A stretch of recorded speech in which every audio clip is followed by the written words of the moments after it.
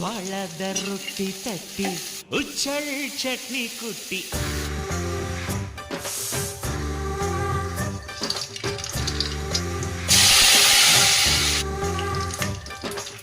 ಜ್ವಾಳದ ರೊಟ್ಟಿ ತಟ್ಟಿ ಉಚ್ಚಳ್ ಚಟ್ನಿ ಕುಟ್ಟಿ ಜ್ವಾಳದ ರೊಟ್ಟಿ ತಟ್ಟಿ